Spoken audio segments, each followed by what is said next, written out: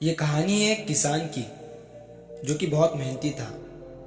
वो बड़ी मेहनत से खेतों में अनाज उगाता था और उसकी देखभाल करता था, पर अक्सर उसकी फसल खराब हो जाती थी। कभी सूखा पड़ जाता, कभी बाढ़ आ जाती, कभी तेज धूप, कभी आंधी।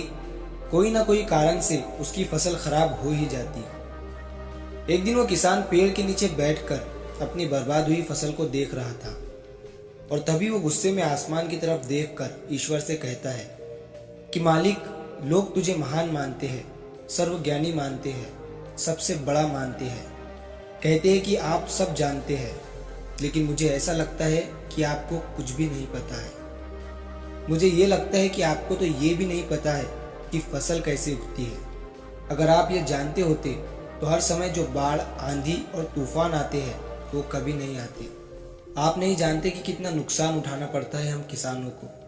अगर मेरे हाथ में ये शक्ति होती कि जैसा मैं चाहूँ वैसा मौसम हो जाए, तो फिर आप देखना मैं फसल को कितने अच्छे तरीके से उगाता हूँ। तभी उतने में ऊपर से आवाज़ आई, मैं तुझे ये शक्ति देता हूँ। आज से तू जैसा चाहे वैसा मौसम करके अपनी फसलों की रक्षा कर सकता है। एक दो दिन गुजरने के बाद किसान ने फिर से अपने खेत में गेहूं की फसल उगाई। अब किसान के पास तो शक्ति थी, वो जैसा चाहे वैसा मौसम कर सकता था। तो किसान ने आंधी, तूफान, बाढ़, कुछ भी उसने अपने खेतों पर आने नहीं दिया। किसान ने अपनी फसलों को नष्ट होने से बचाया और उस साल उस किसान के खेत में ऐसी फसल हुई जो पहले कभी नहीं हुई थी। मन ही मन वो किसान बहुत खुश हो रहा था और साथ ही साथ ये सोच रहा था कि ईश्वर को बताऊंगा कि इसे कहते हैं शक्ति का सही इस्तेमाल। कुछ दिन और गुजरने के बाद फसल कटने के लिए तैयार हो गई। किसान बड़े उत्सुकता के साथ फसल को काटने लगा, पर जैसे ही उसकी नज़र गेहूं की बालियों पर पड़ी तो वो हैरान हो गया, क्योंकि उन बालियों में गेहूं के दाने ही नहीं थे।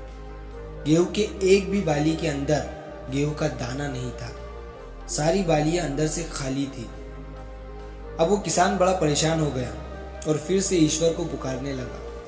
वो जोर जोर से चिल्लाते हुए ये कह रहा था कि शायद तूने मुझे कोई सजा दी है।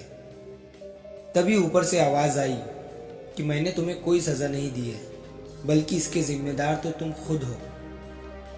तुमने अपने पौधों को संघर्ष करने का मौका ही नहीं दिया।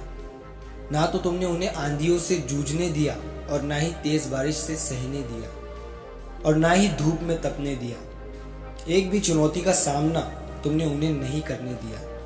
इसीलिए सारे पौधे अंदर से खोखले रह गए। जब आंधी, तूफान, तेज बारिश और धूप पड़ती है तभी ये पौधे संघर्ष करते हैं और इसी संघर्ष से ताकत पैदा होती है, जिसमें शक्ति होती है, ऊर्जा होती है और इसी संघर्ष से गेहूं का दाना बनता है।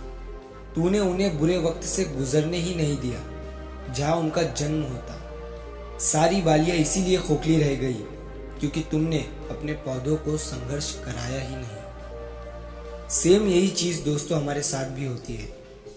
इस कहानी से हमें ये सीख मिलती है कि बुरा वक्त जो होता है, जिसे लोग संघर्ष कहते हैं, स्ट्रगल कहते हैं, यहीं से एक इंसान की ग्रोथ होती है। आपको पता होगा कि जब एक डायरेक्टर कोई मूवी बनाता है तब वो डायरेक्टर सबसे डिफिकल्ट रोल अपने बेस्ट एक्टर को देता है।